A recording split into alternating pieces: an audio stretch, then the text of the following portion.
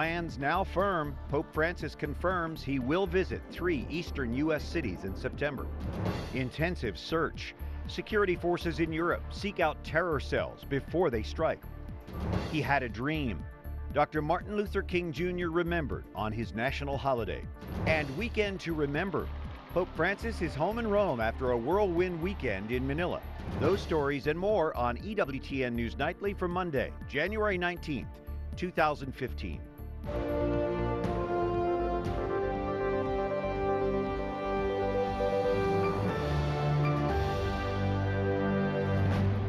Good evening. Thank you for joining us. I'm Brian Patrick with your news now. Well, Pope Francis himself confirms now that his U.S. trip this fall will include 3 eastern cities.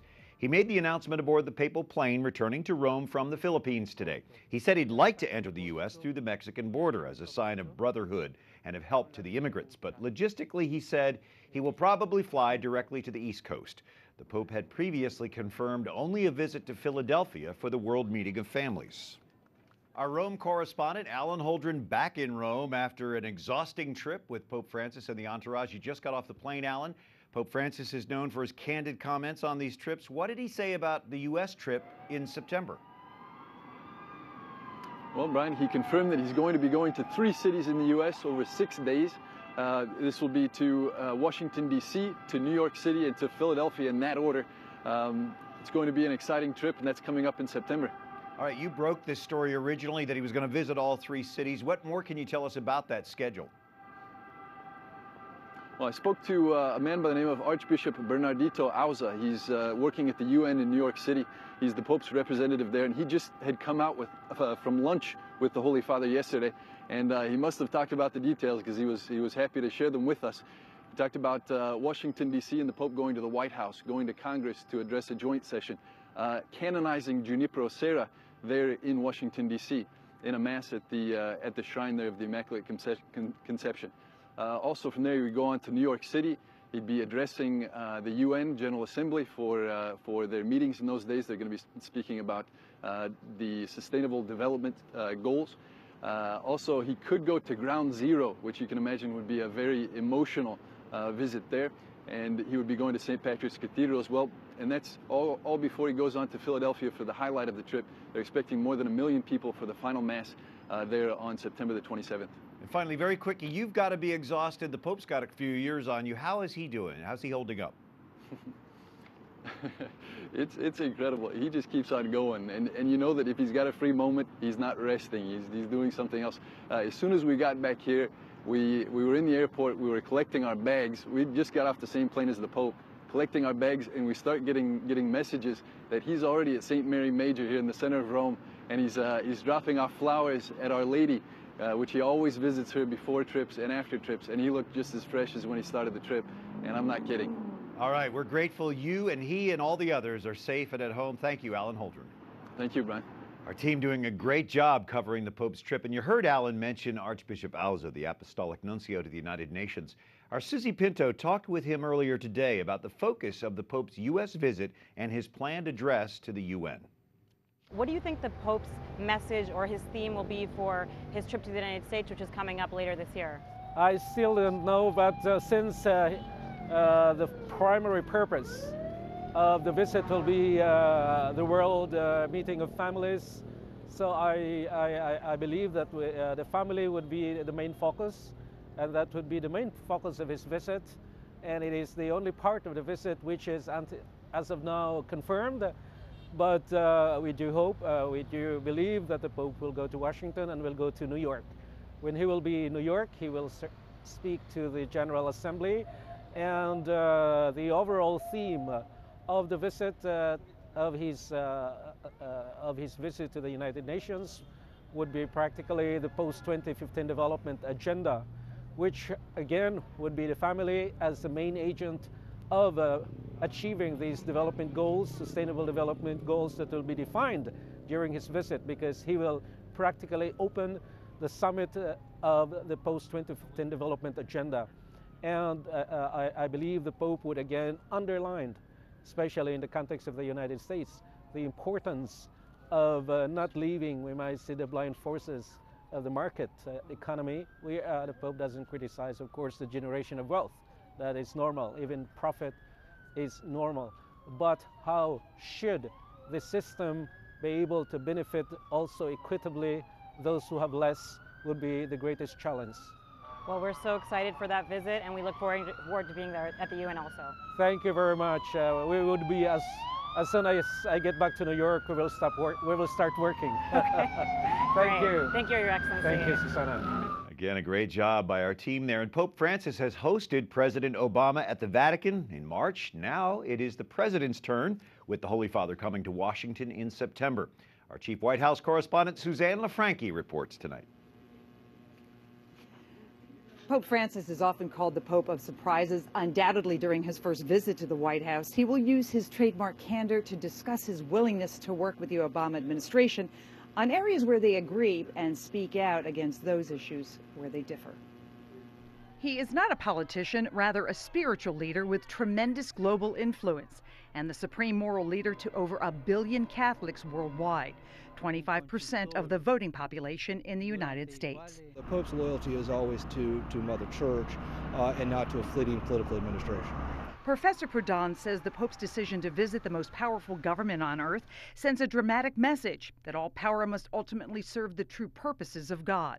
In that role as supreme pastor, he's not going to deviate from the traditional teachings of the church. He's not going to do it. He is, however, going to help, as I said, to bring people closer to the church. Francis's trademark is focused on a new evangelism, meeting and engaging the faithful where they live. His Holiness Pope Francis issued a personal appeal to me. The Pope was instrumental in convincing the Obama administration to reestablish relations with Cuba last month. Experts say the pontiff is following in the footsteps of St. John Paul II, who played a role in the downfall of communism. But experts say while Francis may have brought a more welcoming change in tone, the core church doctrines are unwavering. The Obama coalition is centering around a cluster of social issues which are so far to the left that if individuals can be drawn closer to the heart of the Catholic Church, I think they're going to find the Democratic Party increasingly alien. Their first face-to-face meeting was last March at the Vatican. The private hour-long discussion focused on shared concern over inequality and poverty, but also their polar opposite views on abortion and birth control. The Catholic Church has been so unrelenting in its commitment to issues of religious liberty, issues of the sanctity of traditional marriage, issues about the importance of life and a culture of life. While Pope Francis isn't a politician, he has approval ratings any elected official would envy. According to the Pew Research Center, more than 8 in 10 U.S. Catholics have a favorable view of the pontiff. Brian? Thanks, Suzanne LaFranchi at the White House. Now, some of the other stories our EWTN News Nightly team has been covering in today's world. The investigation into suspected terror cells in Europe has expanded to several countries. European law enforcement agencies are now rethinking how and how many police should be armed. After a terror plot to attack police was foiled last week, officers in Belgium can now carry weapons home with them. Previously, they had to put their handguns and munitions into specialized lockers before going home. Armed officers have become far more visible in some of Europe's major cities with the increasing threats. French police are demanding heavier weapons and protective gear after the recent Paris terror attacks. A ceasefire has halted intense clashes near the presidential palace in Yemen's capital. This after Houthi rebels seized control of the state-run media. Yemen's government says the recent violence is a step towards a coup. This could complicate efforts to battle al-Qaeda's Yemeni affiliate. That group claimed responsibility for the Charlie Hebdo attack in Paris. Rain flash freezing on roads, causing the massive pileups in the Northeast, claiming at least 5 lives. As many as 50 cars and trucks tangled up on a highway near Philadelphia yesterday.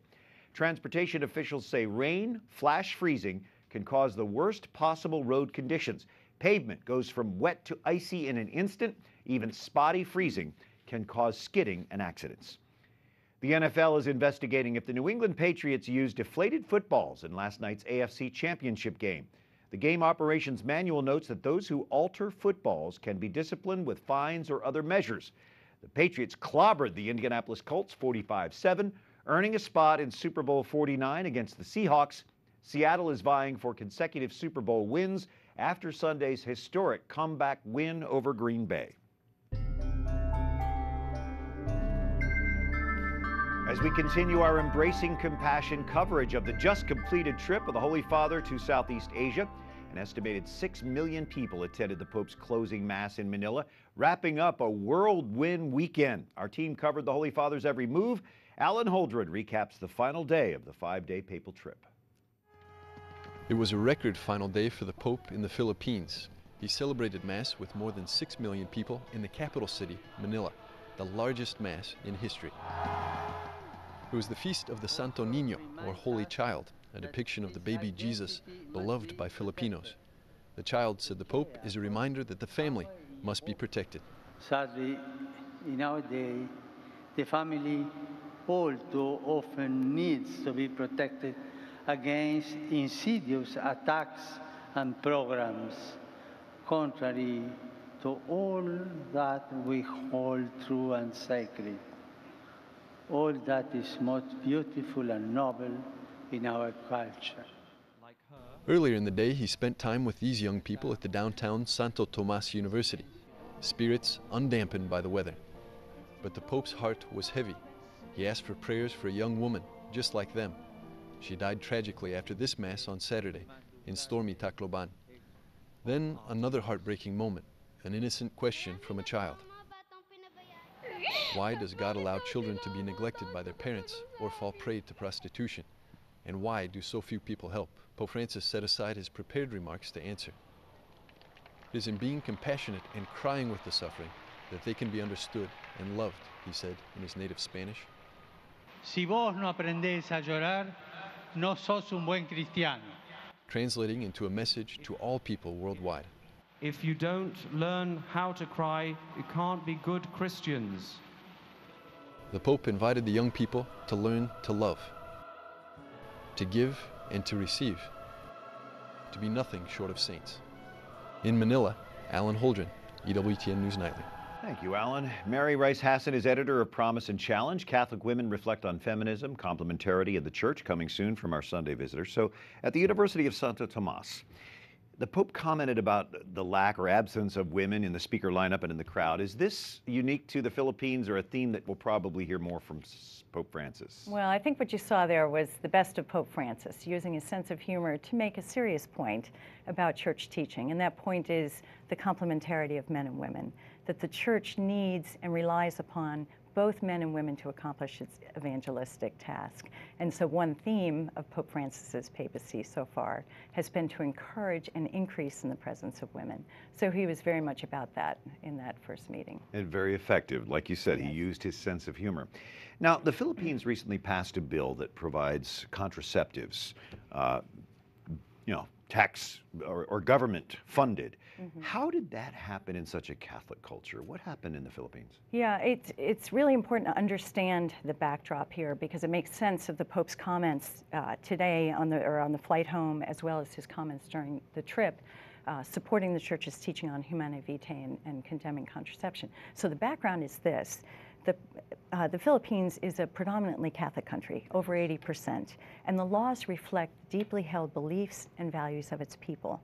But the Philippines has been targeted by population control organizations, pro-abortion groups, who want the Philippines to change their laws to reflect Western values. So the Pope came out very strong. He condemned what he called the ideological colonization, where outsiders try to impose their values, which contradict the deeply held faith and values of the Philippine people. And they're trying to impose those values. And the condition is, if the Philippines wants money in order to relieve poverty, they need to change their laws to suit these Western values. And so the Pope said, no. He said to the Philippine people, stand strong. Stand strong. And it seemed like a remarkable opportunity for him to make a strong statement about this. Right, and he took that opportunity. He put aside his planned remarks, and he specifically said he was affirming the Church's teaching on Humanae Vitae, but more importantly, he encouraged the Filipino people to stand firm in their defense of the family and to welcome children as a gift to the family, a gift to the Church, a gift to the nation. You You can't eradicate poverty by eradicating people. Every life is a gift, the theme of the March for Life later this week. Mary Rice Hasson's book comes out in March. We appreciate you and our Sunday visitors. Thank you. Coming up, the man behind Washington's Martin Luther King Jr. Memorial talks about what inspired him. These college kids have a day off of school, but a chance to make a big difference for their community. I'm Jason Calvi. All of that story coming up.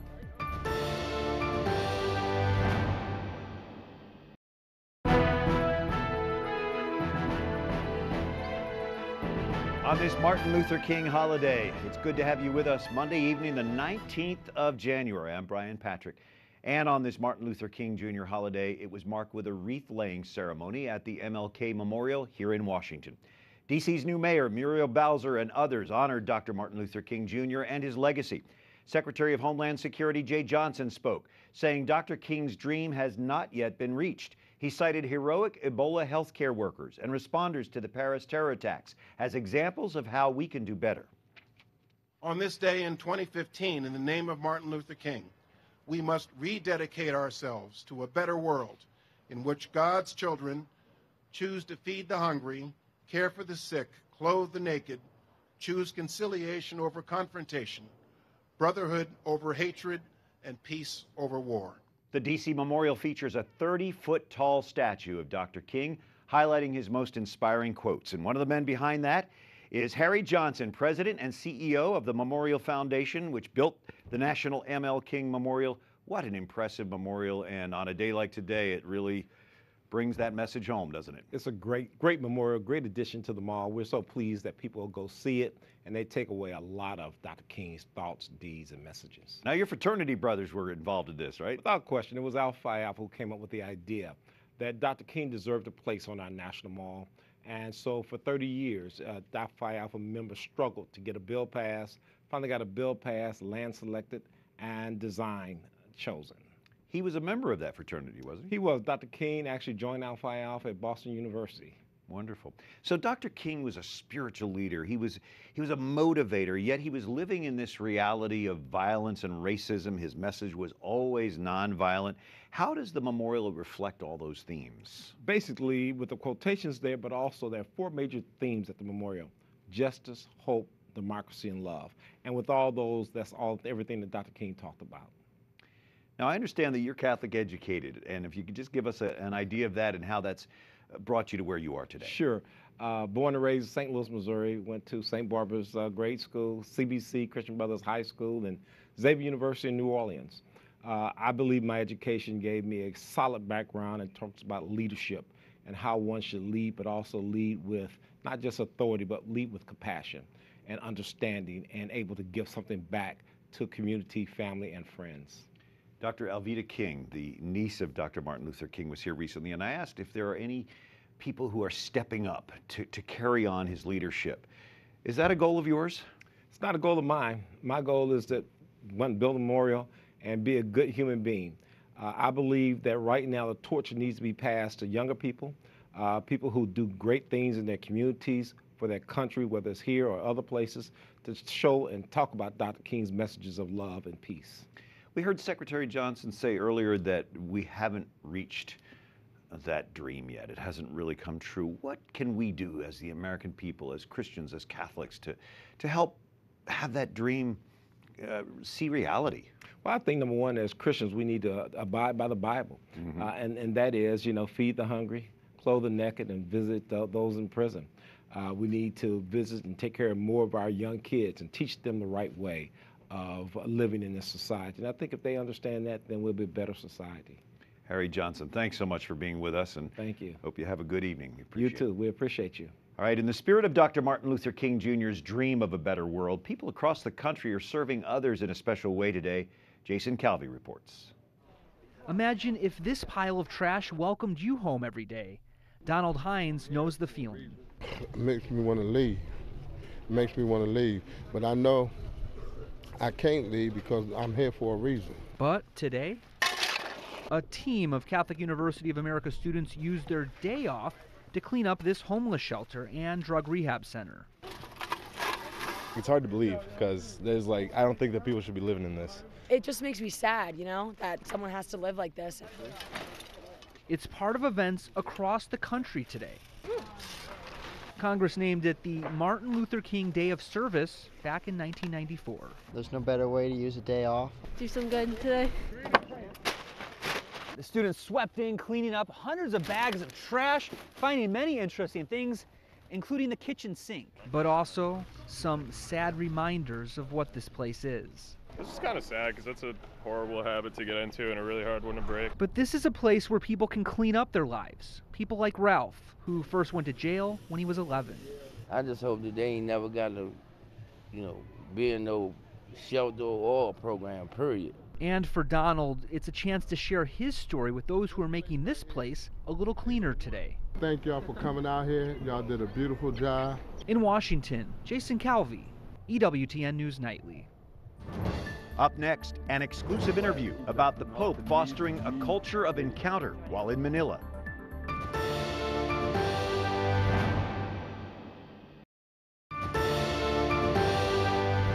On Monday evening, January 19th, thanks for joining us. I'm Brian Patrick with our EWTN News Nightly team, and the U.S. contractor recently released from a Cuban prison will attend tomorrow's State of the Union address.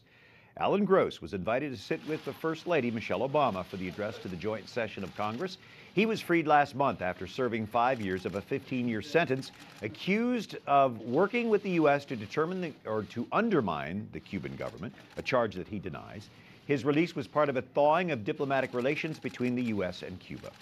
Well, a three-day cultural festival reinvigorates thousands of faithful Catholics in New York City this weekend.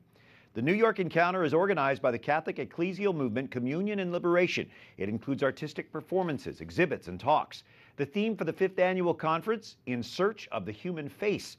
Cardinal Timothy Dolan and Special Olympics Chairman Timothy Shriver were among the speakers.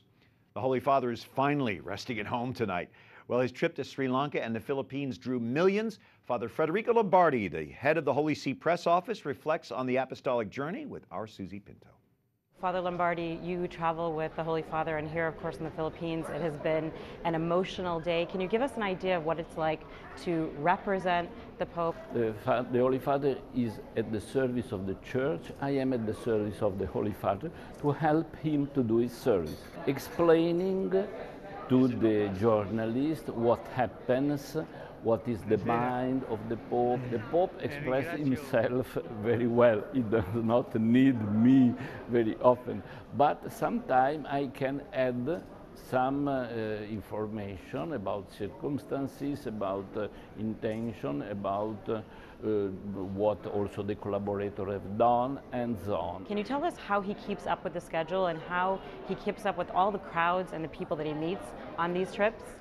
The schedule is well prepared before by collaborators of the Pope that know the situations and have done to him proposal. But then he is free to follow this schedule or to change. He decided, for instance, to be on an open Pope mobile so that the people can see him without any distance. Every trip is different, but you see the Pope communicating with people from all cultures and all religions. So what can we learn from him? The Pope has surely a charisma, a gift to be in contact with the other spontaneously. He speaks often about the culture of encounter.